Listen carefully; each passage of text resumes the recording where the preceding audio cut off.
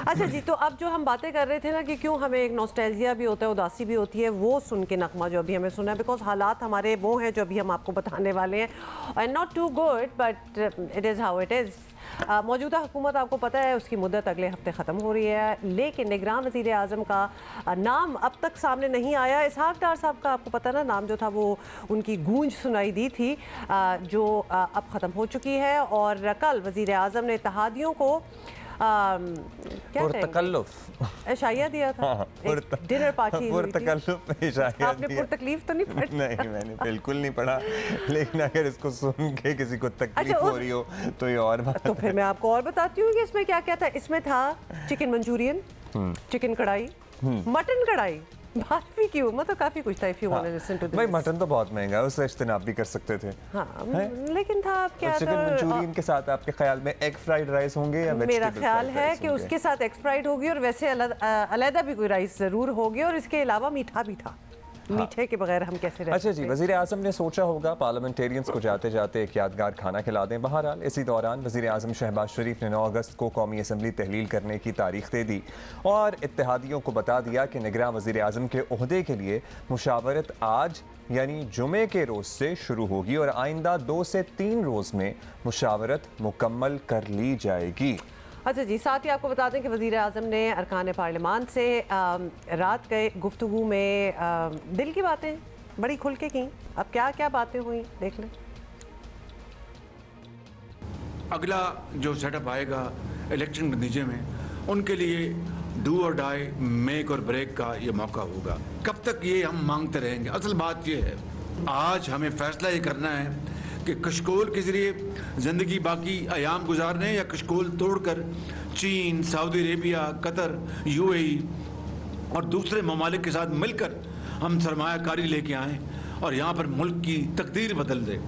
खारजी महाज पर वो तबाही की इमरान नियाजी की हुकूमत ने कि मैं आपको बयान नहीं कर सकता। इंतहाई शर्मनाक तरीके से चीन के बारे में इल्ज़ामात लगाए गए। ये जो गुजरे हैं 4.5 साल, शदीद सर्द खाने में चले गए थे ये ताल्लुकात।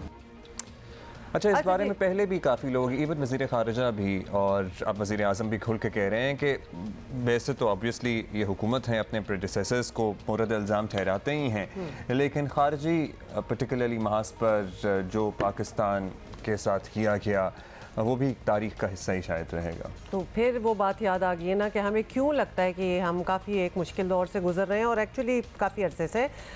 अब anyway, coming back to the present, अब असेंबली तहलील होने की तारीख जो है वो सामने आ गई है, लेकिन इलेक्शन कब होंगे? और वज़ीर आज़म बाय द वे शहबाज शरीफ ने नई मरदमशुमारी के तहत इलेक्शन कराने की बात करके मजीद कंफ्यूजन जो है वो फैला दी है। हो गई है, लेकिन इनके और जो कुछ जमात के साथी हैं ना, वो अभी भी कह रहे हैं कि नई पे नहीं होगी, पुरानी पे होगी, तो that is what the confusion is. So अब इसलिए कंफ्यूजन क्लियर हो गई है कि काउंसिल ऑफ कॉमन इंटरेस्ट का इजलास जो है वो कल होगा, वो तय हो गया है। सो और council of common interest approve करेगा नई जो फर्स्ट हमारी एवर डिजिटल मरदमशुमारी खाना शुमारी हुई है उसको, और इस सिलसिले में ministry of planning and development ने लिख दिया था, अप्रूवल मांगा था काउंसिल मीटिंग को बुलाकर, और उसकी मंजूरी हो गई है। और अब कल फाइनली CCI का इजलास होगा और इसमें नई मरदमशुमारी खाना शुमारी का अप्रूवल दिया जाएगा, और फिर उसके बाद इलेक्शन कमीशन तो कहता है कि वो 4 महीने से कम में हल्का बंदियाँ नहीं कर सकता। सो वो 4 महीने में भी एक्चुअली मुकम्मल कर पाएगा या नहीं कर पाएगा, that is yet to be seen. But अब मेरा ख्याल है कि वज़ीर आज़म, शुरू में तो ऐसा ही लग रहा था ना कि कहीं से बस बात छिड़ी है, क्योंकि पीपल्स पार्टी के फैसल करीम कुंडी साहब कितनी ही मरतबा हमारे ही शो पर आके कह चुके थे कि हम तो पुरानी मरदमशुमारी और हल्का बंदियों पे इलेक्शन चाहते हैं, क्योंकि हम इलेक्शन में ताख़ीर नहीं चाहते। लेकिन उसके बाद वज़ीर आज़म साहब का इंटरव्यू हमने देखा, कल हमने आसमा शिराज़ी साहबा को भी बुलाया हुआ था, और कल वज़ीर आज़म ने 9 अगस्त की तारीख तो दे दी, लेकिन अब ये ख़बर फाइनल हो चुकी है कि कल CCI का इजलास होगा और उसके बाद मरदमशुमारी और खाना शुमारी की अप्रूव कर सकता है, मोस्ट लाइकली कर सकता है, क्योंकि समरी तो फॉरवर्ड कर दी गई है। अच्छा जी, आगे चलें। हाँ, सो लेट्स सी कि कल जो है इसका अप्रूवल मिलता है कल CCI की मीटिंग में या नहीं मिलता है, या इससे पहले ही इत्तेहादी वज़ीर आज़म के जो इनके साथ हैं, अपनी भी आप कह रही थी जमात में से कुछ आवाज़ें उठ रही हैं और जो इत्तेहादी हैं वो इस सिलसिले में कुछ और हिकमत अमली वज़ीर आज़म की तब्दील करा पाते हैं या नहीं करा पाते। एजाज़ सैयद हमारे साथ हैं, उनसे बात कर लेते हैं। एजाज़, बहुत सी बातें वैसे तो, लेकिन हुकूमत के पास अब गिनती के चंद दिन ही रह गए हैं और आपको पता है कि कल एक डेट भी आ गई है 9 अगस्त की, तो क्या आप होते हुए देख रहे हैं? देखिए, शहबाज शरीफ साहब का इरादा बदले या ना बदले, इससे इस बात का कोई फ़र्क नहीं पड़ता। ये हुकूमत जा रही है और 13 अगस्त तक जो निगरान वज़ीर आज़म है उसका नाम भी आ जाएगा और निगरान वज़ीर आज़म जो है वो काबीना भी उनकी सामने आ जाएगी। तो 13 अगस्त आखिरी दिन है। 14 अगस्त आप देखेंगे कि नई गवर्नमेंट होगी, निगरान हुकूमत होगी, सारा नया सेटअप होगा। तो शहबाज शरीफ साहब के इरादा बदलने या ना बदलने से इसकी कोई अहमियत नहीं। ये आइन में दर्ज चीज़ें हैं, उनके मुताबिक ये होना ही है। अच्छा चले, होपफुली इरादा तो नहीं बदला जाएगा। अच्छा एजाज़, ये बताइएगा आपके असेंबली ख़त्म होने से पहले एक और काम भी आपको पता ही है होना था, वो है निगरान वज़ीर आज़म के इंतखाब का। शुरू में एक नाम आया, उसके बाद वो नाम भी फिज़ल आउट हो गया, पता नहीं बहुत टेस्ट किया जा रहा था, फिर किसी का नाम नहीं आया। हाँ, अब कोई है नाम जो तजवीज़, जिसकी तजवीज़ ज़ेर गौर हो, जो इस्लामाबाद में कॉरिडोर्स ऑफ पावर में गूंज रहा हो, या there is no name absolutely? देखिए, ऐसी नहीं है बात कि कोई नाम सामने नहीं आया। काफ़ी नाम सामने आ चुके हैं, मीडिया के ऊपर भी बहुत सारे नाम डिस्कस हुए हैं, लेकिन हतमी तौर पे कोई नाम सामने नहीं आया। लेकिन अगर आप इस जो पैटर्न है इसको 2013 के इंतखाबात में देखें या 2018 के इंतखाबात में देखें, जिसमें मीर हज़ार ख़ान खोसो जो बलूचिस्तान के एक सीनियर सियासतदान थे, उनको 2013 में निगरान वज़ीर आज़म लगाया गया था और फिर एक जज साहब को, सुप्रीम कोर्ट के साबिक जो जज हैं, उनको लगाया गया था 18 में। तो इन दोनों किस्सों में, दोनों मामलात में जो निगरान वज़ीर आज़म का नाम आया वो आखिरी दिनों में, आखिरी लम्हात के ऊपर आया। पहले नाम क्यों नहीं आता? इसलिए पहले नाम नहीं आता कि कंट्रोवर्शियल ना हो जाए। इस वक्त दोनों जो जमातें हैं बड़ी पूरी कंसल्टेशंस में हैं, बातचीत हो रही है, कुछ नाम सामने आए थे और एक आध नाम पर शायद इत्तफाक भी हो गया था, लेकिन पीपल्स पार्टी समझ रही थी कि बाप पार्टी उसमें शामिल हो जाएगी।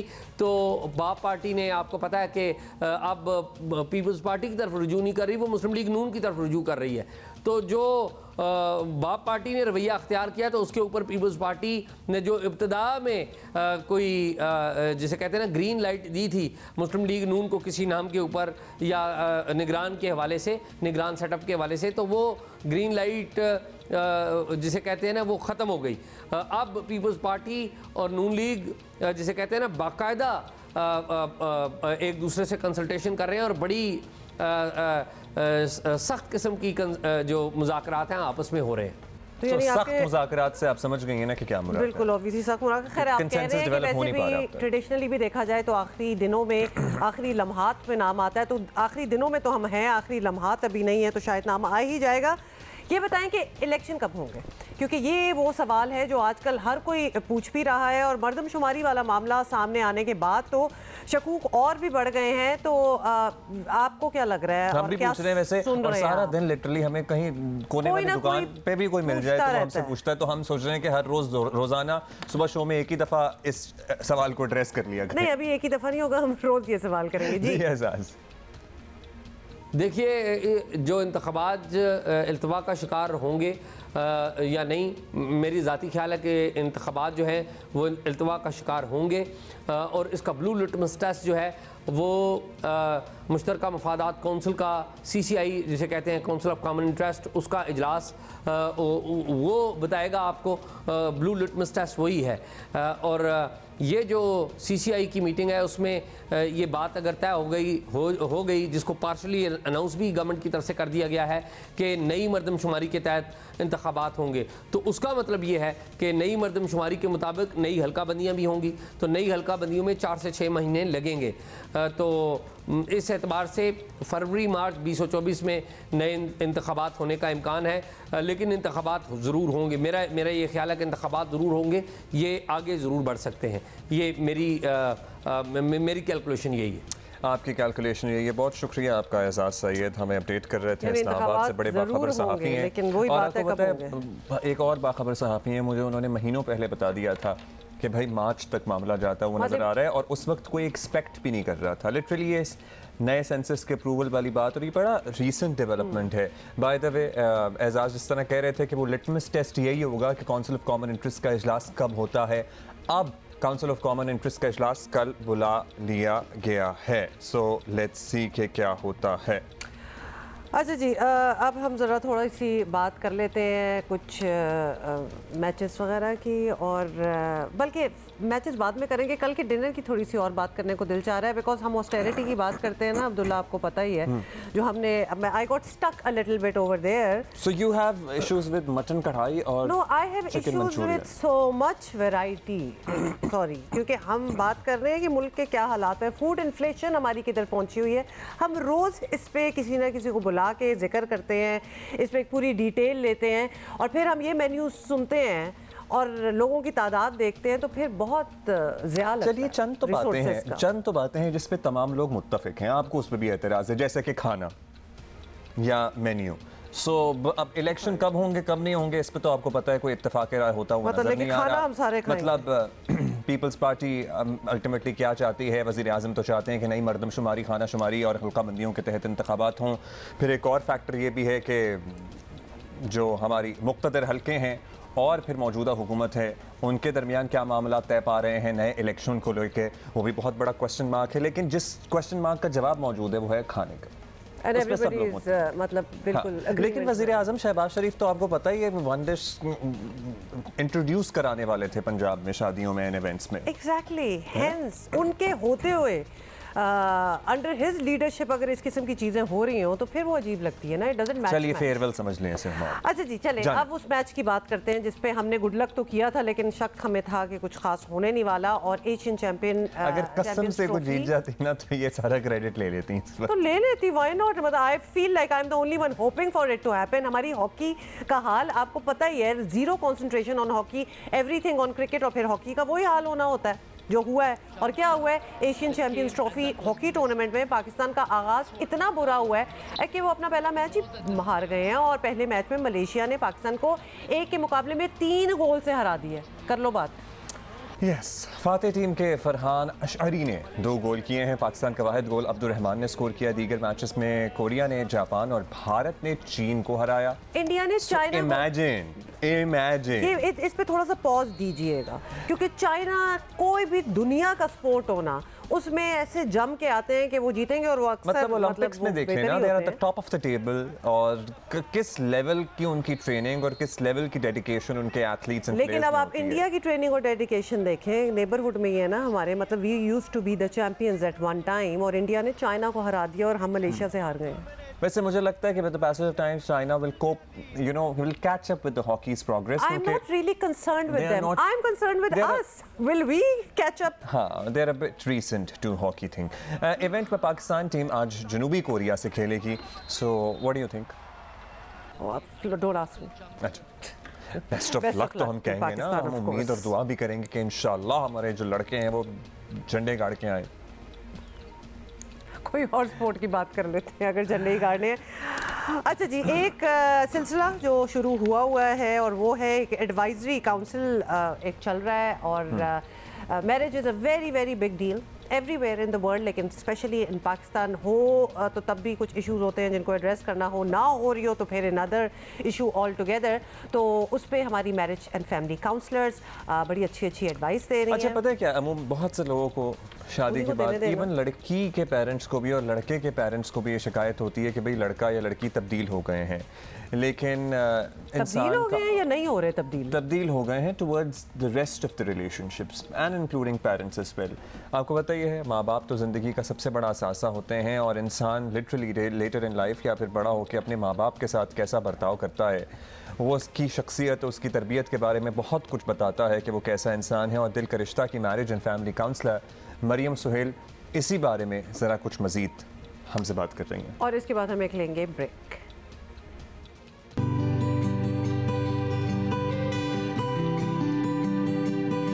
जैसे जैसे हम बड़े होते जाते हैं हमारे वालिदैन बूढ़े होते जाते हैं, लेकिन इसकी रियलाइजेशन बहुत देर में जाके आती है। बहुत सारे यंग अडल्ट्स अपने वालिदैन की फ़ाइनेंशियल रिस्पॉन्सिबिलिटी तो उठा लेते हैं, लेकिन उनकी डिपेंडेंस अपने माँ बाप के ऊपर बहुत हद तक कायम रहती है। अगर आप अपने वालिदैन के साथ रहते हैं या उनसे मिलने जाते हैं तो कोशिश करें उनके छोटे छोटे काम कर दें, उनके लिए कुछ पसंद की चीज़ उनकी बना के साथ ले जाएं। ज़रूरी नहीं है कि आपके वालिदैन ही हर दफ़ा आपकी खातिर तवाज़ो में लगे रहें। देखें, वालिदैन कभी भी खुद से ये नहीं कहेंगे या रियलाइज़ नहीं करेंगे कि वो ओवरबर्डन फील कर रहे हैं। तो बच्चों को खुद ख्याल करना चाहिए कि वो उनको केयर और रिलीफ दें जिनकी अब उन्हें शायद ज़रूरत है। आज सिंध पुलिस यौम शोहदा मना रही है। मुल्क में सर्टनली अमन व अमान और आवाम के जान माल की हिफाजत के लिए जान देने वाले ये पुलिस एहलकार हमारे हीरो हैं और इन शहीद जवानों को खिराज अकीदत खिराज तहसीन पेश करने के लिए आज मुल्क भर में यौम शोहदा पुलिस भी मनाया जा रहा है। बहादुरी की दास्तानें रकम करने वाले शोहदा, आपको पता ही है, ये हमारी कौम का असासा है, क्योंकि शहीद की जो मौत है वो कौम की हयात है। लेकिन जब हम पुलिस की बात करते हैं तो हमें ये भी लगता है कि बहुत ही थैंकलेस जॉब है, बिकॉज पब्लिक के इमोशंस बहुत काउंट करते हैं। अगर कुछ अच्छा हो रहा है तो शायद कोई तारीफ़ भी हो जाए, और अगर कुछ बुरा हो रहा है तो सबसे पहले पुलिस को ही निशाना भी बनाया जाता है और सवाल भी उठाए जाते हैं पुलिस से। और एट टाइम्स आपको पता है ना कि आप हालत जंग में हो, ये लोग तो मतलब they are a target 24/7 whenever they step out of the home. So हमारे साथ दो मेहमान मौजूद हैं। साहब ने हमें ज्वाइन किया है, बहुत बहुत शुक्रिया आज। और साथ ही एसएसपी सुहाय अजीज़ हैं, who has been on our show before as well, तो आपको वेलकम बैक हम कहेंगे।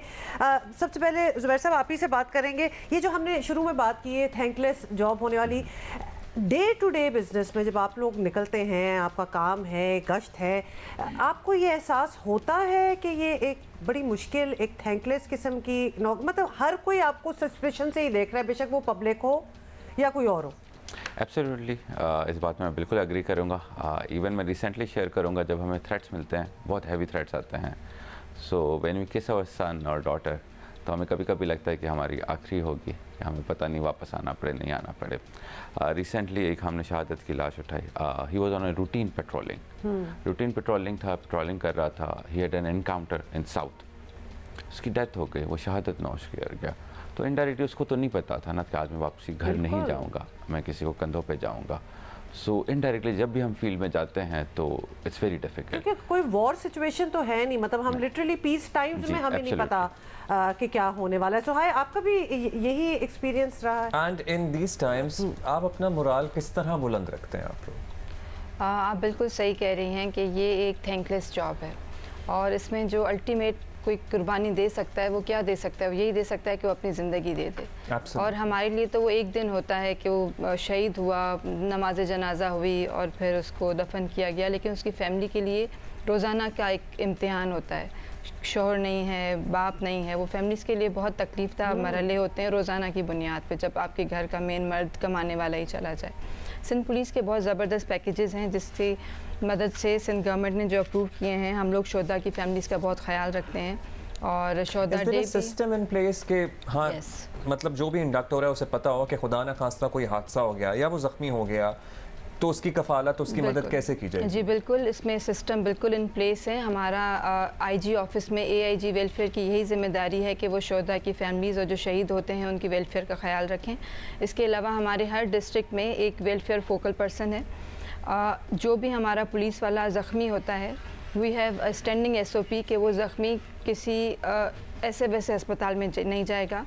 He'll be taken directly to Karachi's top most hospitals, private hospitals में लेके जाते हैं। उनके बिल्स जो हैं वो सिंध पुलिस पे करती है जब वो ज़ख्मी होते हैं। उसके अलावा जो शहीद होता है उसे 1 करोड़ रुपीस जो है वो कंपनसेशन दी जाती है, फैमिली को 2 जॉब्स दी जाती हैं। उसके अलावा हमारे काफ़ी सारे ऐसे प्रोजेक्ट्स हैं जैसे कि शोहदा प्लॉट स्कीम, जिसमें शहीद की फैमिली को एक प्लॉट भी देने जाने का जो सिलसिला है वो भी अंडर प्रोसेस है। लेकिन डेफिनेटली ये सब कुछ होने के बावजूद भी आप एक बच्ची को उसका बाप नहीं दे सकते, एक वाइफ को नहीं दे सकते, माँ को बेटा नहीं दे सकते। So it's very heart wrenching thing to see. चीज़ों से इंसान की कमी तो पूरी नहीं होती। अच्छा ज़ुबैर, आपसे ज़रूर जानना चाहेंगे बिकॉज आप कह रहे थे कि हम रोज़ घर से निकलते हैं तो लिटरली हमें नहीं मालूम होता कि क्या होगा। You have been a victim too. 2018 में I remember correctly, रायविंड में suicide bombing हुई थी। blast हुआ था। Basically we were at the entry gate. इज्तिमा होता है, there are hundreds and thousands of people there. तो आप सिक्योर करते हैं। I was heading the department there. उस वक्त मैं अपनी एंट्री पॉइंट था वो चेक कर रहे थे, हम सिक्योरिटी लगा के बैठे हुए थे। उस एंट्री पॉइंट पे एक सुसाइड बॉम्बर को रोका गया था, but since he was a suicide, वो आया ही मरने की नीयत से आया हुआ था, तो उसने अपने आप को उधर ही ब्लास्ट कर दिया। एंड व्हेन ही ब्लास्टेड तो ऑब्वियसली मेरे साथ जो पूरा कॉन्वॉय था, मेरे 9 बंदे थे, वो बंदे शहीद हो गए। मैं वहाँ था, आई फ्लू अवे, मैं उड़ता हुआ गया। I had splinters in my stomach, in my leg, one in the face as well. So obviously मैं तो unconscious. I stayed 9 days in ICU and then 3 months on a bed. So I know how difficult it is. Yeah. When you come back, do you come back stronger on duty? Absolutely. How do you come back is a better question. Stronger तो खैर बात की बात है, but how and why also? और family नहीं कहती कि अभी मतलब लिटरली मौत के मुंह से निकल रहे हो। फैमिली तो एब्सोल्युटली उनको थ्रू बहुत टफ टाइम होता है, बट यू स्टे स्ट्रांग। मतलब जब आप वापस आते हो तो यू नो कि द गॉड इज वन, जहाँ से वो निकालेगा वो वहाँ से निकाल देगा आपको। मतलब जिंदगी में every one of them expired, every one of them receive शहादत। वो अकेला मैं था और मेरा एक ड्राइवर था, हम बच गए थे। I don't know how is happened, no idea about it. Because it was meant to be, क्या meant to be। तो जब आपको ये यकीन आ जाए ना तो you stay strong with it and then you live with it. उसके बाद मैंने सवात सर्व किया। Swat was a dangerous place again. और फिर मैं Karachi, I have seen everything. So yes it's tough, but Allah का शुक्र है हम फिर इसी से स्ट्रांग रहते हैं चीज़ों पे, इसी से हम आगे बढ़ते हैं, फिर आज से डेवलप करते हैं। आपने कहा Swat was also a dangerous place end of course Raiwind में तो खुद एक ब्लास्ट हो गया, कराची में तो आए दिन कुछ ना कुछ हो रहा होता है। So I am wondering if there is a place which is safer, कि आप कहीं वहाँ पोस्ट हो जाए तो आपको दिल को तसल्ली हो जाए कि यहाँ ठीक होगा, नंबर 1। नंबर 2, कोई ऐसी पोस्ट्स भी होती हैं विद इन पुलिस जो कि because police is always the target, मतलब कहीं भी चले जाएं तो लगता है पुलिस सबसे पहली लाइन ऑफ फायर में आएगी, तो कोई ऑप्शंस भी होती हैं कि कोई नॉट सो रिस्की पोस्टिंग्स भी हो? नहीं, मेरी नज़र में ऐसा कुछ नहीं है, क्योंकि पुलिस तो वैसे ही थ्रेट पर है, पुलिस को हर वक्त थ्रेट्स हैं। हमारे काफ़ी, जैसे मैं अपना आपको तजर्बा बताती हूँ कि हमारा एक डिवीज़न है foreigner security cell.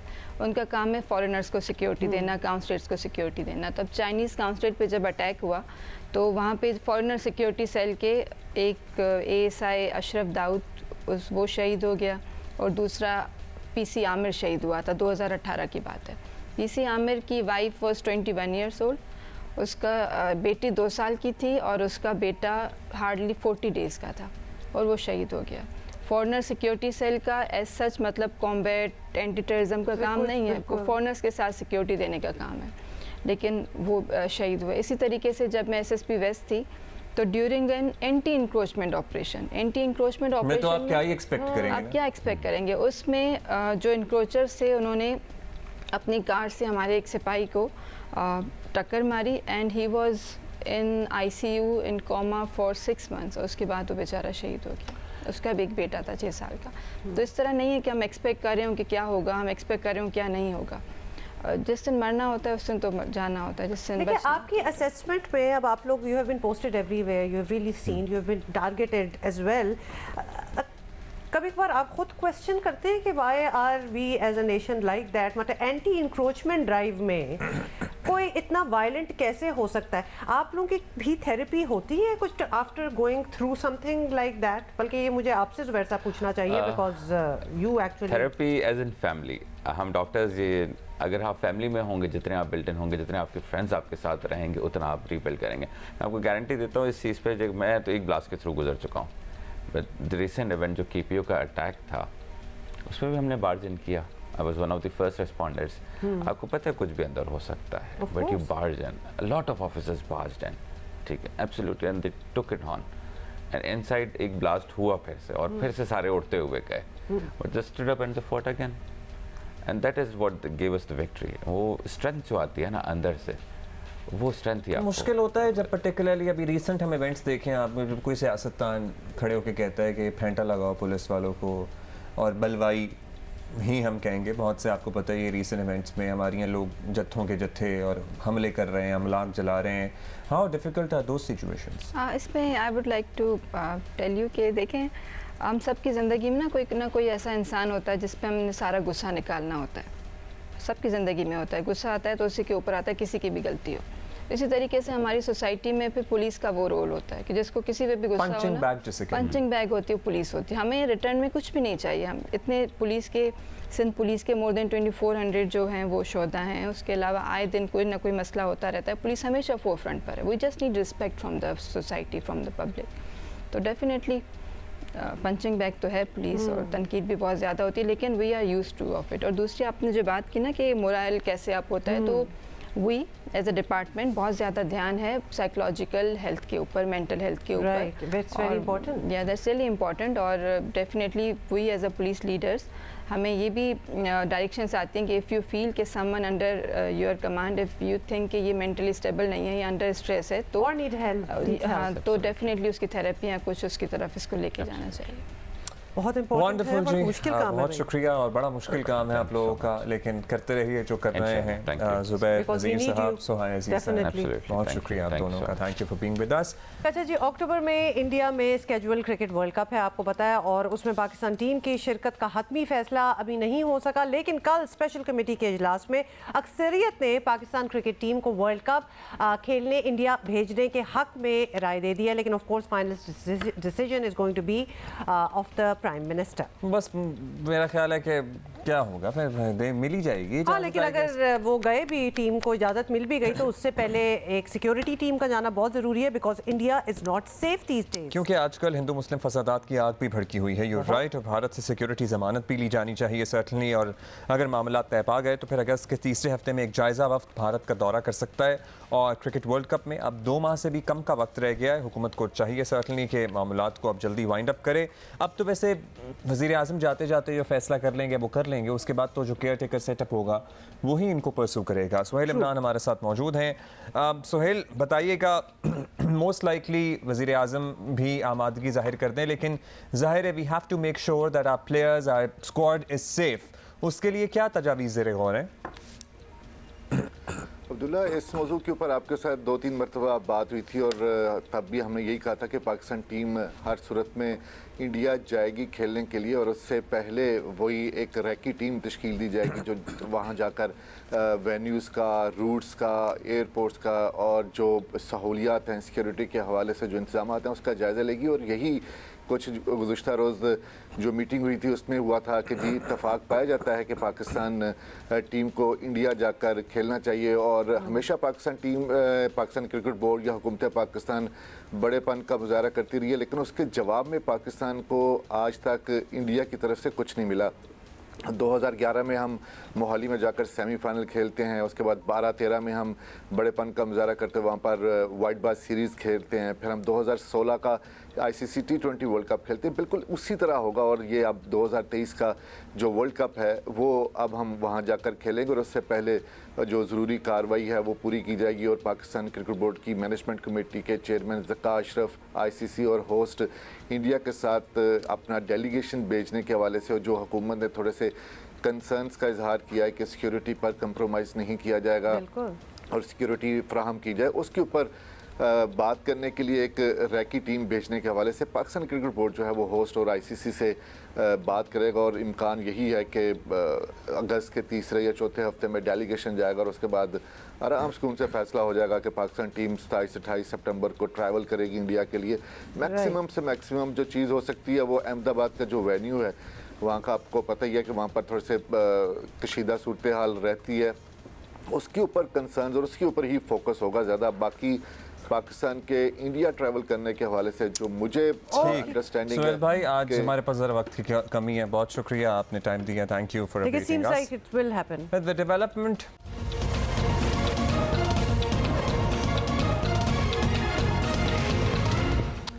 Welcome back to एक बड़ी अच्छी खबर है हमारे पास। इराक की जानिब से भाई पाकिस्तानी ज़ायरीन के लिए वीज़ा फ़ीस ख़त्म करने के फैसले को पाकिस्तानियों की जानिब से बहुत सराहा जा रहा है, and it is a great initiative. यही नहीं बल्कि इराकी हुकूमत ने पाकिस्तानी ज़ायरीन का कोटा 50,000 से बढ़ाकर 1 लाख करने की मंजूरी भी दी है। ज़बरदस्त बात है जी। और इराकी वज़ीर आज़म की जानिब से पाकिस्तानी सरमायाकारों को इलेक्ट्रॉनिक वीज़ा की सहूलत देने का भी एक ऐलान किया गया है कि जो दोनों मुल्कों के दरमियान तजारती ताल्लुकात को मज़ीद आगे बढ़ाने में ऑफ कोर्स मददगार साबित होगा। So there you go. This is another place, बल्कि one of the few places जो वीज़ा फ्री। अच्छा, इस्लामिया यूनिवर्सिटी बहावलपुर वाला स्कैंडल शायद आपको याद होगा, नहीं तो हम आपको बता देते हैं। अब जो है ना, इस वीडियो स्कैंडल के केस के ताने बाने इंतज़ामिया से निकलकर सियासतदानों और उनके बच्चों तक पहुँच रहे हैं। वीडियो स्कैंडल की तहकीकात में नित नए इंकशाफात हो रहे हैं। मालूम हुआ है कि उस्मान बुज़दार ने बतौर वज़ीर आला पंजाब बहावलपुर यूनिवर्सिटी के वाइस चांसलर को हटाने की सिफारिश दबा दी थी। इस स्कैंडल में वफाकी वजीर तारिक बशीर चीमा के बेटे का नाम भी आ रहा है। तारिक बशीर चीमा सरकारी इंक्वायरी से खुश नहीं है। उन्होंने हाई कोर्ट के जजेस पर मुश्तमिल तहकीकाती कमीशन बनाने का मुतालबा किया। सुनिए क्या कह रहे हैं। चीफ मिनिस्टर साहब को लिखा है, उसमें मैंने लिखा है कि आप भूल जाओ, मुझे इसकी इंक्वायरी चाहिए और हाई कोर्ट के एक जज या ज्यादा जजों पर मुश्तमिल कमीशन बनाए और भावलपुर आकर वो इस मैटर को इंक्वायर करें। यार जिसके पास सबूत होंगे वो ले आएगा ना। बहुत से मामलात में सबूत इन मामलात में कम होते हैं, जिसको कहते हैं ना। आपको बता दें कि निगरान वज़ीर आला पंजाब मोहसिन नकवी ने यूनिवर्सिटी स्कैंडल पर ब्रीफिंग के दौरान सवाल किया कि तारिक बशीर चीमा के बेटे का क्या किरदार है, और जवाब मिला कि तारिक बशीर चीमा ने एहसान जट को वजारत हाउसिंग में अफसर लगाया और बाद में एहसान जट ने तारिक चीमा के बेटे वलीदाद चीमा समेत कई तालबात को नशे पर लगाया। DPO ने तारिक बशीर चीमा के कहने पर एहसान जट से तफ्तीश की तो स्कैंडल सामने आया।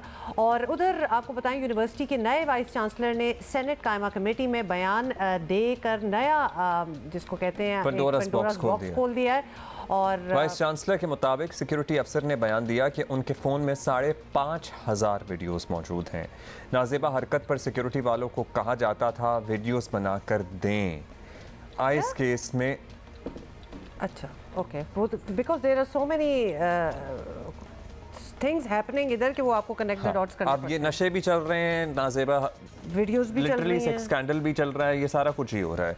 सो ये हुआ है। और इस आइस केस में ग्रेड 21 के प्रोफेसर और चीफ सिक्योरिटी ऑफिसर समेत 3 मुलाजिमीन मुलव्वस हैं। दूसरी तरफ यूनिवर्सिटी के साबिक वाइस चांसलर के अमेरिका फरार होने की कोशिश भी नाकाम बनाई गई है। सो साबिक वाले भी अपैरेंटली हैं या नहीं है, जिनका तबादला रोका जा रहा था। डॉक्टर अतर महबूब को कराची से अमेरिका जाने से रोक दिया गया है। इस्लामिया यूनिवर्सिटी बहावलपुर का स्कैंडल अंदाज़ों से बहुत बड़ा साबित हो रहा है और इसने ना सिर्फ हमारे पूरे निज़ाम तालीम की साख को दाव पर लगा दिया, बल्कि मतलब पेरेंट्स सबसे ज़्यादा मुतासर होते हैं इसमें कि वो क्या करें। इसमें हम बात करते हैं ब्यूरो चीफ जियो न्यूज़ लाहौर रईस अंसारी साहब हमारे साथ मौजूद हैं। रईस साहब, ये इनिशियली तो एक छोटी सी खबर ही हमें लगी थी, लेकिन ये तो this is a mega scandal now. देखिए, बिल्कुल आपने सही बात की कि ये लगती तो मामूली खबर थी, लेकिन ये मेगा स्कैंडल निकल आया। आप देखें कि आजकल जो बड़ी तेज़ी में पिछले 1-2 साल में देखें तो हैरानगी इस बात की है कि कई यूनिवर्सिटियों में ऐसे केसेस निकल आए। और हमारे कई तालिब इल्मों से भी बात हुई तो उन्होंने कहा कि जो इस किस्म के केसेस हैं ये और भी यूनिवर्सिटीज़ में हैं, लेकिन अभी निकल नहीं पाते, किसी टाइम खुद ही निकल आएंगे ये। जिस तरह ये बहावलपुर यूनिवर्सिटी का मामला हुआ। अब मामला देखें, यहाँ ये कई साल से चल रहा था और जो बात आपने की एहसान जट की जो शुरू की, जो पूछी गई, जो बार बार तारिक बशीर चीमा जो हैं वो इसको डिनाई कर रहे हैं कि वो पूरा उनका ख़ानदान जानने वाला है, लेकिन उसको 2.5 साल से नहीं जानते। ये मेगा स्कैंडल अपनी जगह, लड़कियों को हरासा करना बहुत ख़तरनाक बात है और उनको इस तरह एक्सप्लॉइट करना, और ये जो स्पेशली चीफ सिक्योरिटी अफसर करते रहे। लेकिन उसके साथ साथ जब तारिक बशीर चीमा के बेटे का नाम आया तो ये जो मामला है ज़्यादा उठ के सामने आया। और क्योंकि देखें, तारिक बशीर चीमा बार बार इसमें डिनाई कर रहे हैं और उसको उनकी डिनाई जो करना है ना, उसमें उसने शकूक पैदा कर दिए हैं। अब देखिए, बहावलपुर में गवर्नर बलीगुर रहमान जो गवर्नर पंजाब हैं वो भी हैं, और भी बड़े MN MPs हैं, उनके बच्चों भाइयों के नाम क्यों नहीं है? अगर कहीं ना कहीं तो कुछ है ना। वो कहते हैं ना, कुछ तो है जिसकी पर्दादारी है। तो इसमें जो एहसान जट, मैं आपको बताऊँ, जो एहसान जट है ये यूनिवर्सिटी में पढ़ता रहा है। ये लोग इसे पूरे बहावलपुर में जानते हैं कि तारिक बशीर चीमा का माउथ पीस है। इसका यूनिवर्सिटी में बहुत आना जाना था। और बकौल जो तारिक बशीर चीमा से मैंने मौक़िफ़ के लिए बात की तो उन्होंने ये कहा कि हाँ, इनके ख़ानदान मेरा डाई हार्ट है, मैं तो उसको जानता भी नहीं हूँ, ये तो कराची चला गया था। वो भाई वो जब कराची चला गया था तो भावलपुर से पकड़ा किस तरह गया।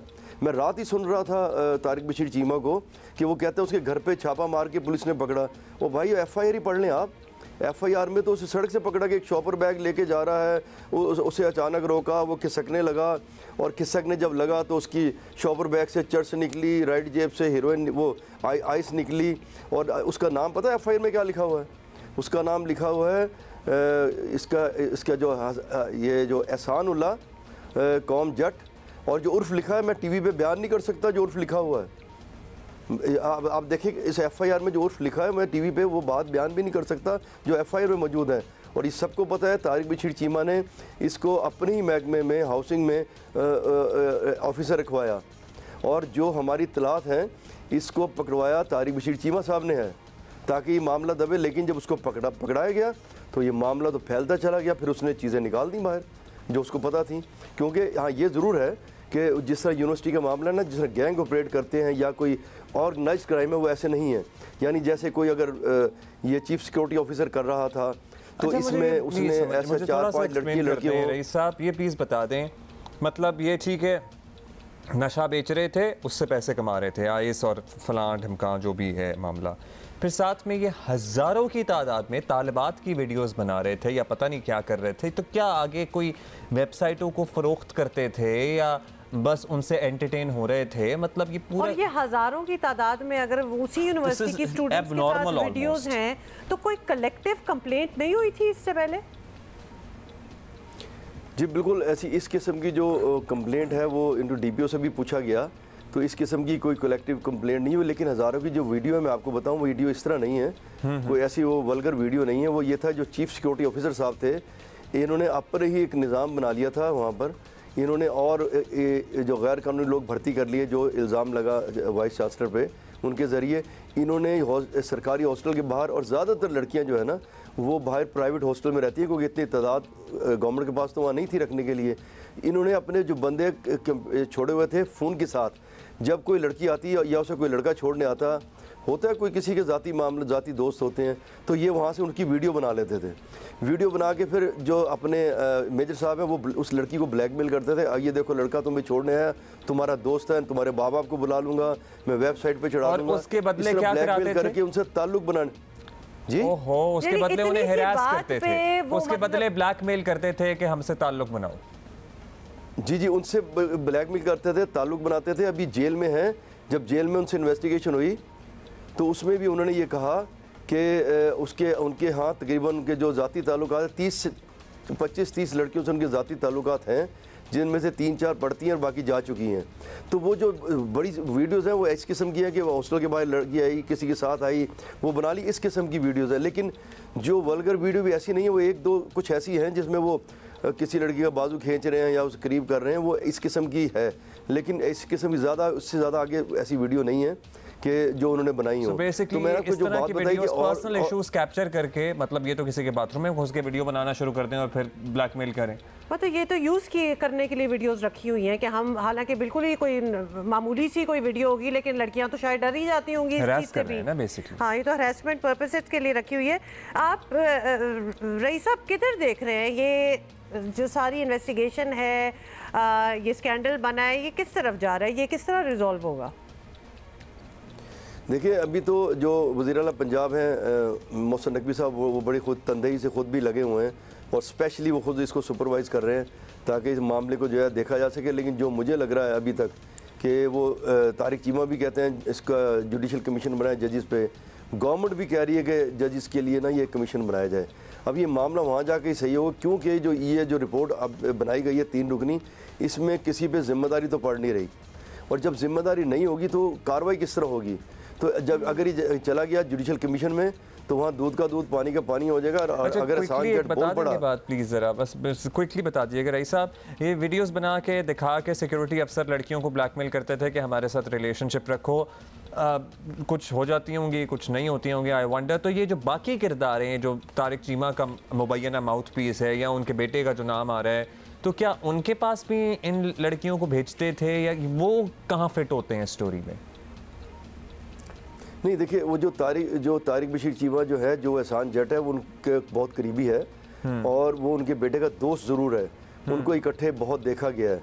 जो हमें हमारी इत्तला है उसमें ये कहा गया है कि जी उसने थोड़ा उसको भी आइस पे लगा दिया था, लेकिन ऐसी अभी तक कोई चीज़ सामने नहीं आई कि तारिक बशीर चीमा का बेटा डायरेक्ट किसी लड़कियों के साथ इन्वॉल्व है या वो लड़कियों को वर्गला के कहीं ले जाता, ऐसी कोई चीज़ सामने नहीं आई। और जो हमारी और भी मेरी अपनी इन्फॉर्मेशन है, जो लोगों से मैंने बात की, बड़े आला हुकाम से भी बात की, मेरी सब लोगों से बात की, उसमें कहीं वो चीज़ सामने नहीं आई। अब देखें, मैं आपको एक आखिरी बात बताऊँ कि तारिक बशीर चीमा के बेटे का नाम बहुत ज़्यादा आ गया, तो अगर गवर्नमेंट यहाँ कोई देखती है उसकी रिपोर्ट में, तो ऐसी कोई चीज़ नहीं कि उसके खिलाफ कार्रवाई की जाए। लेकिन जब ये जाएगी उसमें इसलिए भेजी जा रही है, जहाँ तक मेरा ख्याल है कि गवर्नमेंट को लोग कहेंगे कि यार उसके बेटे का इतना नाम आ रहा है, तो गवर्नमेंट उसका नाम दबा गई। अगर वो इसलिए अपने पे भी डालना नहीं चाह रहे, वो भी जुडिशल कमीशन को भेजना चाह रहे हैं, शायद कल लेटर लिख भी दिया हो, ताकि जो फैसला करे जजेस करेंगे, ताकि वो गवर्नमेंट पे पड़े ही ना। और एक और आखिरी बात, जिस तरह ने 3 मुकदमे दर्ज किए ना, तीन मुकदमे दर्ज किए, मैं आपको इन्फॉर्मेशन भी दे दूँ, वो ऐसे ही लग रहे हैं कि वो डाली गई है। जो आइस के मुकदमा आते हैं ना, वो लाहौर शिफ्ट किए जा रहे हैं और उनकी इंक्वायरी लाहौर की जाएगी, ताकि लाहौर में इंक्वायरी करने के बाद जो है ना, वो दूध का दूध पानी का पानी करेंगे, ताकि वहाँ जब ये मुकदमे दर्ज किए गए, क्या आए सही दर्ज किए गए, आया रास्ते चलते उन पर। अब देखें ना, 10-10 ग्राम डालना, ये कोई ऐसे ही लगता है जिस तरह हमने जो आप मुकदमा पढ़े ना, ये एहसान जट वाला, तो उसमें नहीं नज़र आ रहा। ये मुकदमे की लाइनें खुद बता रही हैं कि वो नशे के साथ नहीं पकड़ा गया, डाला गया। और ये कन्फर्म है, ये तारिक बशीर चीमा साहब कहते हैं मैंने नहीं पकड़वाया, उन्होंने ही पकड़वाया, वो कहते हैं उनकी बीवी ने पकड़वाया। लेकिन हमें जो अभी रास्ते से एक बड़ी इन्फॉर्मेशन मिली थी, मैं आखिरी बस बात कर रहा हूँ, जो रास्ते से इन्फॉर्मेशन मिली थी, तो वो ये तारिक बशीर चीमा ये बहुत जानते हैं कि जी मैं उसको वो गया, कराची चला गया, उसकी बीवी ने उसको अपनी बीवी को आइस पे लगा दिया। भाई इतना कुछ आप जानते हैं कि उसने अपनी बीवी को आइस पे लगा दिया, आप उस जान पहचान है ही नहीं उससे। तो ये कहीं ना कहीं जो ये खबर जो है sounds like a whole story and web series type situation बन गई है, खतरनाक सी है और खौफ भी आता है ऐसी चीज़ों से। अच्छा जी, अभी आगे बढ़ेंगे जरा मसले। अच्छा, ये जो हम कर रहे थे ना, जिस बात का हमें शक था, वो मतलब शक क्या था, वो तो होना ही था। पेट्रोलियम मसनूआत की कीमतों में इजाफे ने ऑब्वियसली हर चीज़ को की कीमत तो बढ़ा ही दी है, लेकिन कितनी बढ़ाई है ये हम सोच भी नहीं सकते थे कि जहाज़ का किराया जो है वो जहाज़ की बुलंदी से भी ज़्यादा बुलंद हो गया है। और गज़ब ये है कि 20 रुपये लीटर, आपको पता है ना, पेट्रोल के इजाफा हुआ था, उस पर जहाज़ का किराया 100 गुना बढ़ गया, मतलब डबल हो गया। हमारे साथ ही तारिक अबुल हसन हमारे साथ मौजूद हैं, उनसे मालूम करते हैं। तारिक भाई, मतलब ठीक है, पहले ही किराया आपको पता ही है बहुत ज़्यादा थे, कितना औसत किराया होता था और इस 20 रुपये फी लीटर बढ़ाने के बाद कितना फ़र्क पड़ गया? लाहौर टू कराची एग्जाम्पल ले लेते हैं। देखें, इस वक्त सूरत हाल के साथ समझें कि फ्री मार्केट इकनॉमी और डिमांड एंड सप्लाई का रोल अब एक सब्ज़ी फरोश का काम और एयरलाइन का तकरीबन बराबर हो गया है। टमाटर 500 रुपये किलो भी मिलता है और 10 रुपये किलो भी मिलता है। तो अब एयरलाइन का टिकट अगर कराची इस्लामाबाद आप देखें तो 20, 22 और 25 हज़ार का भी है, और इस वक्त 80,000 प्लस और 90,000 प्लस में भी टिकट जो है वो, अगर आपको इमरजेंसी में जाना है तो जी, मतलब अगर आपको एंड टाइम के ऊपर जाना है। इसके अंदर लेकिन ये मामला इतना सादा सा नहीं है कि डिमांड एंड सप्लाई रूल, इसके अंदर चीज़ें और भी बहुत सारी इन्वॉल्व हैं। नंबर एक ये है कि पहले PIA जब बेहतर थी, 747 जैसे बड़े जहाज़ जिनकी कैपेसिटी जो है वो 450 प्लस थी, 777 तैयार है, ये डोमेस्टिक रूट्स के ऊपर भी इस्तेमाल होते थे, तो लोगों के पास ज़्यादा सीट अवेलेबल थे, किराए मुनासिब रहते थे। अब सूरत हाल ये कि ये बड़े जहाज़ नहीं हैं मार्केट में। उसके बाद तकरीबन तमाम एयरलाइन छोटे तैयारी यानी एयरबस 320 यूज़ करें, जिनकी कैपेसिटी है 180 सीट्स की तकरीबन, तो ज़ाहिर है कि सीट कम हो गई हैं। फिर दूसरा ये हुआ है कि फ़्लाइट्स कम हो गई हैं। अगर जो है डोमेस्टिक में जो प्राइवेट एयरलाइंस हैं, ज़्यादा मसला इनका है कि ये पहले डोमेस्टिक फ़्लाइट्स चलाती थी ज़्यादा, तो सीटें अवेलेबल थी। इन्होंने अब कम से कम 2 जो है वो एयरलाइंस ऐसी हैं जो अब इंटरनेशनल ज़्यादा चला रही हैं, जद्दा और दुबई, और डोमेस्टिक फ़्लाइट्स बराए नाम चला रही हैं। तो उसकी वजह से ज़ाहिर है कि जो है वो सप्लाई कम हो गई है, डिमांड ज़्यादा है, तो टिकट्स जो हैं वो इस तरह हो गए हैं। दूसरा एक ये कि टिकट्स अगर आप लेने जाएँ तो उसके ऊपर एक दिया हुआ होता है कि बेसिक फेयर कितना है और टैक्स कितने हैं और टिकट डिवीजन दी हुई होती है। इसके अंदर भी बहुत ज़्यादा घपला है। एक एयरलाइन मतलब जो इस वक्त गवर्नमेंट का टैक्स है वो है 2145 यानी 2145 रुपये गवर्नमेंट का टैक्स है। लेकिन अगर आप ये तो कितना ज़्यादा ले रहे होते हैं जी, अगर आप देखेंगे इसके ऊपर तो तकरीबन जो है वो 69,000 और 70,000 के करीब टिकट है। उसके अंदर 22,000 कुछ जो है वो बेसिक फेयर बता रहे हैं और टैक्स 47,000 रुपये जो है वो टैक्स बता रहे हैं, जो कि बिल्कुल एक गलत चीज़ है। तो एक जो इसके अंदर आपको फिर आप किरदार अंदर आता है रेगुलेटरी का, जो कि सिविल एविएशन अथॉरिटी है। बिल्कुल खुली छूट दे दी गई है एयरलाइंस को कि जिस तरह भी अपनी फेयर रखें, जिस तरह भी जो है वो फ़्लाइटें चलाएं, कम करें फ़्लाइटें। बस आप देखते हैं ना, बसें कम हो जाएंगी तो रश ज़्यादा हो जाएगा, लोग दरवाज़ों पर लटकेंगे, तैयारे में लटक नहीं सकते हैं तो पैसे बढ़ा दिए गए हैं। लेकिन कोई कैप लगना होता है कहीं कि आप कम से कम इतना फेयर लेंगे, ज़्यादा से ज़्यादा इतना फेयर लेंगे।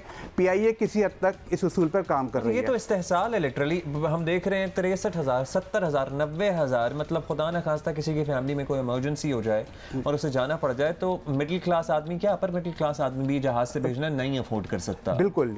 तो इसमें कभी ये तजवीज़ ज़ेर गौर नहीं आई कि भाई ठीक है, अगर 22,000 रुपये किराया है या 25,000 रुपये फिर इंस्टेंस किराया है तो मैक्सिमम इमरजेंसी में आप 40,000 ले सकते हैं, आप 90,000 नहीं ले सकते। ये कहीं कभी तजवीज़ नहीं। देखें, ये काम है सिविल एविएशन अथॉरिटी का, जिनको प्रोटेक्ट करना है मुसाफिरों के राइट्स को भी, ठीक है, और इनको रेगुलेट करना होता है। लेकिन मुसाफिरों को कहीं प्रोटेक्ट नहीं किया जा रहा, उनके मफादात का कहीं ख्याल नहीं है। सिर्फ एयरलाइंस मतलब ऐसे ही कवानीन बनाए गए हैं जो एयरलाइंस को प्रोटेक्ट कर रहे हैं। एयरलाइंस की मनमानी चल रही है और जाहिर है कि ये यकतरफा नहीं है। अगर एयरलाइंस बेनिफिशरी हैं और इतना ज़्यादा जो है वो किराया वसूल कर रही हैं तो इसका इम्पैक्ट रेगुलेटरी के भी उन लोगों के ऊपर जाता है, वो भी कहीं ना कहीं बेनिफिशरी हैं। तभी इतनी आज़ादी दी हुई है एयरलाइंस को कि वो जो मर्ज़ी फेयर लें, और सिविल एविएशन अथॉरिटी का हमें कहीं कोई किरदार नज़र नहीं आ रहा कि वो मुसाफिरों को भी कहीं प्रोटेक्ट करें। तो बॉटम लाइन यही होगी कि civil aviation authority where are you. अच्छा, एक और बात मुझे बताइएगा, ये परसों तरसों हमने खबर की जी, नादरा ने सिविल एविएशन को कह दिया कि हवाई अड्डों पर पोलियो के सर्टिफिकेट सबके चेक किए जाएं। तो ये कह रहे थे कि भाई आपने चेक कराने, आप ओवरसीज़ पाकिस्तानी या जो भी बाहर ट्रैवल कर रहे हैं वहीं पोलियो कतरे बनाएं, वहीं सर्टिफिकेट बना के दे दें। मतलब अब आज मेरी बहन जा रही थी, I had to go through the whole process of district health office से उन्हें कतरे पे ला के सर्टिफिकेट बनवा के नादरा से निकलवा के। सो इस पर क्या, देखिए ऐसी कोई हिदायत नहीं है इनके पास। ये वजाहत कर चुके हैं, हेल्थ डिपार्टमेंट भी कर चुका है, सिविल एविएशन अथॉरिटी भी कर चुका है कि ये सर्टिफिकेट जो है पोलियो के, ये किसी भी इंटरनेशनल फ्लाइट्स के ऊपर दिखाने की और वहाँ डिमांड नहीं है। तो ये शोशा था क्या फिर? नहीं, बनवाएं, 100 दफ़ा बनवाएं, दुनिया को कंसर्न है हमारी, पोलियो खत्म नहीं हो दुनिया में हो गया। लेकिन देखिए उन आसानी कर दें सिर्फ, हाँ ये एक उसके अंदर आसानी होनी चाहिए, लेकिन ये सिर्फ उन मुल्कों के लिए डिमांड थी कि जहाँ पहले से डिमांड है कि जी आप पोलियो के टिकट, वो पोलियो के खतरे पीकर आएँ और इस किस्म की कुछ चीज़ें हैं, लेकिन ये हर जगह पर नहीं है। मैंने कतर जाते हुए अपनी बहन के पास कतरे पिए हुए हैं पोलियो के, मैं I have been through it, और वो मतलब वो खबर नहीं बनती थी, कोई शोशा नहीं छूटता था, बस कतरे पी लिए चले गए। जैसे कि हर मुल्क की एक रिक्वायरमेंट होती है, कतरे पी लिए चले गए। अब ये कोई सर्टिफिकेशन वाली, और अगर बनाना ही है ठीक है बनवा लें जी, आपको एक डॉक्यूमेंट चाहिए वहीं पे आप निकाल दें, कंप्यूटर वाला बिठा दें, वो प्रिंट आउट नहीं। तो बेसिकली आपकी बहन ने जो ये करवाया, अगर वो ना करवाती तो she would have been able to go back, didn't want to take the risk. लेकिन शी कुड हैव गॉन, पहले भी तो आती रहती होंगी, चेक कर ले, कर ले, नहीं कर ले, नहीं कर ले।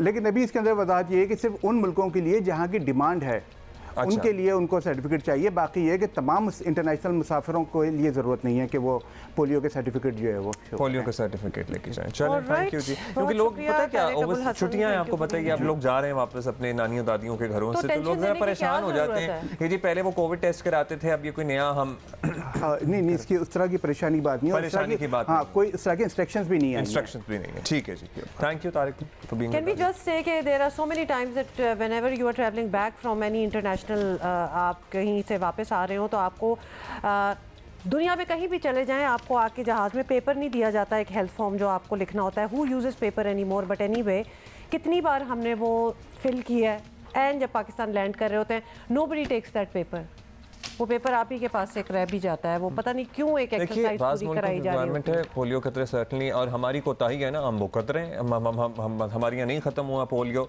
चाहिए तो बस अगर इनको अल्टीमेटली जिन मुल्कों की रिक्वायरमेंट में ना फैसिलिटेट करते हैं, बस मतलब उनको डिस्ट्रिक्ट हेल्थ ऑफिस से जाके कतरे पे ला के वहाँ से डेटा इंटर करा के वेबसाइट में से लगाना is a lengthy process.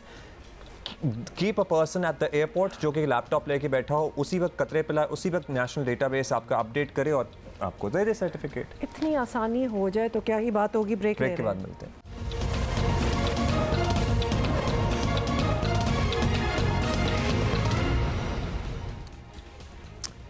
Welcome. Okay, Bharat में भाई इन दिनों हिंदू मुस्लिम फसादात की आग लगी हुई है। इंतहा पसंद हिंदू ग्रुप्स को ऐसा लगता है कि किसी ने बस छोड़ दिया। कि लगता नहीं है, ये बिल्कुल ऐसा ही है कि उनको छोड़ हरियाणा से लेकर राजस्थान तक मुसलमानों का जानो माल महफूज नहीं है। बज़ाहिर इस वक्त 2002 में गुजरात फसादात जैसी सूरत हाल चल रही है और इस लगी आग पर दुनिया को भी गौर करना चाहिए कि कैसे हुकूमत की सतह पर शिद्दत पसंदी को मुकम्मल सपोर्ट किया जा रहा है, लेकिन दुनिया खामोश। दुनिया के सारे लोग खामोश हैं। बिगीज ऑफ बॉलीवुड एंड एवरीबॉडी, कोई नहीं बोलेगा। नहीं, लेकिन अगर ट्विटर पे देखें ना तो बहुत दुनिया बोल भी रही है। Actually that is where you find out from, क्योंकि उनकी न्यूज़ मीडिया तो उस तरह रिपोर्ट भी नहीं करती, तो दुनिया माइट भी खामोश। और यही कुछ मकबूजा कश्मीर में भी हो रहा है। आपको पता है कल 5 अगस्त है और 4 साल पहले भारतीय हुकूमत ने मकबूजा कश्मीर की खुसूसी आइनी हैसियत पर शब खून मारा था और वहाँ सितम के पहाड़ तोड़े थे, जिसका सिलसिला टिल डेट जारी है। मतलब it has been going on forever. और इस गैर कानूनी हरकत के खिलाफ दुनिया भर में कश्मीरी यौम जो है वो यौम इस्तेसाल कश्मीर मनाते हैं और इनफैक्ट हम लोग भी मनाते हैं इस दिन को। तो पाकिस्तान में भी इस सिलसिले में तकरीबात होंगी। अपना एहतजाज पाकिस्तान भी मुख्तलिफ फोरम्स पर रिकॉर्ड कराएगा। यौम इस्तेसाल कश्मीर कल एक्चुअली मनाया जाएगा 5 अगस्त को। नरेंद्र मोदी से अपना मुल्क संभाला नहीं जा रहा और लिटरली मकबूजा कश्मीर को अपना हिस्सा बनाने की साजिशें कर रहे हैं। इसी पे बात करते हैं। हमारे साथ मौजूद हैं सीनियर सफारतकार मलिहा लोधी साहिबा। बहुत शुक्रिया आपका मलिहा साहिबा। मलिहा साहिबा, मकबूजा कश्मीर का खुसूसी स्टेटस ख़त्म करने की साजिश के तहत 5 अगस्त 2019 को भारत ने जो कदम उठाया, पाकिस्तान ने फौरी रद्द-ए-अमल दिया। 4 साल से मुसलसल ये इशू हम उठा रहे हैं। कोशिश यही है कि दुनिया भी इस सिलसिले में भारत पर दबाव डाले। क्या हम एक्सपेक्ट करें कि दुनिया की तरफ से भी वही रिस्पॉन्स आएगा जो हम चाह रहे हैं या कश्मीरी आवाम चाहते हैं? पहले तो हमें ये देखना चाहिए कि मकबूजा कश्मीर में भारत ने क्या किया पिछले 4 सालों में। उसके बाद फिर हमें डिस्कस करना चाहिए कि पाकिस्तान को क्या कदम उठाने चाहिए। पहले तो ये कि इन 4 सालों में भारत ने जिस किस्म के जुल्म और नाइंसाफ़ी के इक़दाम लिए हैं, मैं समझती हूँ कि वो अनप्रेसिडेंटेड हैं। वहाँ पर आपको मालूम है मुख्तलिफ़ किस्म के मूव्स किए भारत ने, जिससे कि मकबूजा कश्मीर की जो डेमोग्राफी है, उसकी जो इलेक्टरल लॉज हैं, उसकी जो डिलिमिटेशन है, उस सब को तब्दील करने की कोशिशें की गई हैं, बल्कि कर भी चुके हैं भारत। वहाँ पर नए लैंड लॉज भी इंट्रोड्यूस हुए हैं, जिससे कि बाहर के लोगों को इजाज़त दे दी गई है कि जी उनका लैंड पे कब्ज़ा कर सकते हैं। फिर वोटिंग राइट्स जो हैं वो भी आउटसाइडर्स को दे दी गई हैं और डोमिसाइल सर्टिफिकेट्स को 3 मिलियन से ज़्यादा इशू हुए हैं, जिससे कि अगेन मकबूजा कश्मीर की जो डेमोग्राफी है उसको तब्दील कर दिया जा रहा है। तो ये सारे इकदाम जो लिए हैं और इसके साथ साथ ह्यूमन राइट्स वायलेशंस भी चलती जा रही हैं। APHC all parties Hurriyat conference के जो लीडरान हैं, कश्मीरी लीडरान हैं, वो सब नज़रबंद हैं इस वक्त। मीडिया पर जो हमला हो रहा है, बल्कि कश्मीरी मुसलमानों की शनाख्त पे जो हमला हो रहा है, मैं समझती हूँ उसको भी हमें कंडेम करना चाहिए और उसको भी रिकॉर्ड करना चाहिए इंटरनेशनल कम्युनिटी के लिए। अब ये है कि इंटरनेशनल कम्युनिटी की तरफ से जो रद्द-ए-अमल आना चाहिए था वो नहीं आया, लेकिन ये ज़रूरी है, हमें तस्लीम करना चाहिए कि जो बैनुल-अक़वामी ह्यूमन राइट्स ऑर्गेनाइजेशंस हैं उनकी तरफ से तो बाकायदगी से रिपोर्ट्स आई हैं, कॉन्डेमनेशंस आई हैं और बार बार याद दिलाया गया है मोदी हुकूमत को कि वो किस किस्म के चीज़ें कर रहे हैं जिससे कि ह्यूमन राइट्स जो हैं वो और वायलेट हो रहे हैं। अच्छा मलिहा साहब, कश्मीर को भारत का हिस्सा बनाने की बात करने वाले मोदी का अपना मुल्क जो है वो आजकल मजहबी फसादात की आग में जल रहा है। ये तो पूरी दुनिया देख रही है। मुसलमान मुखालिफ बयानियाँ बनाते उन्होंने पूरे मुल्क को ही 2002 वाला गुजरात जो है वो बना डाला है। तो इस सेल्फ डिस्ट्रक्शन ट्रैक पर चलते मुल्क की क़यादत को खुद परेशानी नहीं होनी चाहिए? देखिए, इस वक्त हमें फोकस रखना चाहिए मकबूजा कश्मीर में जो हो रहा है, इसलिए कि हमारा जो असूली मौक़िफ़ है मकबूजा कश्मीर पे, उसको हमें फिर से दोहराना चाहिए और कोशिश हमारी हुकूमत की ये होनी चाहिए कि इस इशू को इंटरनेशनलाइज किया जाए और जो इंटरनेशनल कम्युनिटी है उसका फोकस जो है वो कश्मीर पे आना चाहिए। इसके लिए मैं समझती हूँ कि एक कदम जो हमारी हुकूमत को लेना चाहिए था, पिछले 1 साल में मैंने नहीं देखा कि पाकिस्तान की तरफ से कोई मजबूत किस्म की मुहिम चलाई गई हो मकबूजा कश्मीर के हवाले से। लेकिन एक कदम जो पाकिस्तान को लेना चाहिए है वो ये है कि जो यूनाइटेड नेशंस की ह्यूमन राइट्स काउंसिल है जो जिनीवा में है, जिसके 47 मेंबर्स हैं, वहाँ एक रेजोल्यूशन पास करवाएं, इसलिए कि उसका असर ज़रूर पड़ता है मुख्तलिफ ममालिक पे। तो ये कोशिश तो पाकिस्तान की ज़रूरत है कि पाकिस्तान की हुकूमत को ये करनी चाहिए कोशिश। इसी तरह के कदम लेने से ही जो सिचुएशन है वो फिर बैनुल अक़वामी सतह पे फोकस में लाई जा सकती है। साथ साथ मैं समझती हूँ कि OIC को भी मोबिलाइज रखना चाहिए पाकिस्तान को। ये सही है कि OIC के सेक्रेटरी जनरल ने स्टेटमेंट्स दी हैं ऑन एंड ऑफ मकबूजा कश्मीर पे, तो वो भी उसका भी मोमेंटम पाकिस्तान को जारी रखना चाहिए। अच्छा वलिया साहब, सब के बावजूद पाकिस्तान की तरफ से दोबारा मुज़ाकरात की पेशकश की गई है, अमेरिका की तरफ से भी कहा गया है दोनों मुल्क बैठकर अपनी बातचीत के जरिए मामला तय करें। कोई बेहतरी की उम्मीद रखें? मतलब Bharat would, do you think, would ever agree to talk to Pakistan and resolve these issues? मैं नहीं समझती कि इस वक्त कोई माहौल है जिसमें कि भारत और पाकिस्तान के दरमियान कोई मुज़ाकरात शुरू हो सकते हैं या अमन का जो सिलसिला था कुछ साल पहले का वो बहाल हो सकता है। और उसकी वजह बड़ी साफ है। अव्वल तो ये कि भारत ने कहा कि वो कश्मीर पे पाकिस्तान से बात करने को तैयार ही नहीं है, और उन्होंने कश्मीर को बिल्कुल ही यानी कि इंडिया पाकिस्तान के किसी किस्म के पीस प्रोसेस के अमल से निकाल दिया है। तो ये तो पाकिस्तान को नाकाबिले मंजूर है। पाकिस्तान इस किस्म की कोई नॉर्मलाइजेशन की तरफ नहीं जा सकता जिसमें कि कश्मीर का जिक्र ना हो और जिसमें कश्मीर सब्जेक्ट ना हो। और साथ साथ मैं समझती हूँ कि आपको मालूम है कि भारत में अब इंतखाबात आ रहे हैं, हमारे यहाँ भी आ रहे हैं, लेकिन भारत में अगले साल इंतखाबात हैं। उसके लिए तो जो मोदी हुक्मरान हैं और उनकी जो पार्टी है, जिस किस्म के वो एंटी मुस्लिम उन्होंने जो मुहिम चलाई है और जो माहौल को और ख़राब किया है इंडिया पाकिस्तान के ताल्लुकात ज़ाहिर है माहौल आजकल तो बिल्कुल ही साजगार नहीं है और वी नो द रीज़न। बहुत शुक्रिया आपका डॉक्टर मलिहा लोधी साहिबा हमारे साथ मौजूद थी। और भारत तो अपनी तरफ से अपना मसला बना बैठा है, लेकिन ये है, दुनिया भी जानती है, मानती है कि दो तरफा मसला है और पाकिस्तान और भारत को ultimately would have to set लेकिन दुनिया needs to be more vocal about it now. Break के बाद हाजिर जी।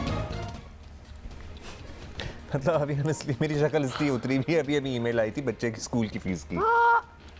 I'm sorry for you। मतलब मैं तो सिर्फ यही कह सकती हूँ। बट एनीवेज पे क्या बात। अच्छा जी, एक ट्रिब्यूट है और मुझे कोई गमगीन गाने सुनाए, मैं आपको बता रहा हूँ। और हम ट्रिब्यूट दे रहे हैं आज उर्दू के मारूफ अदीब, शायर, ड्रामा निगार, नक्काद, शायर अमजद इस्लाम अमजद साहब को, जिनका 79 यौम पैदाइश है। 10 फरवरी को ही एक्चुअली इनका इंतकाल हुआ, बिल्कुल इसी साल। बिल्कुल। और इनके ड्रामों में हम क्या क्या बात कर रहे हैं, ड्रामों में वारिस लोगों को बहुत अच्छी तरह याद होगा, दिन, फशार बहुत मशहूर हुए। कुछ क्लिप्स भी हम आपको दिखाते हैं। बिल्कुल दिखाते हैं, लेकिन टाइम नहीं है, so we have to say goodbye and we are gonna see you इंशाल्लाह ऑन मंडे।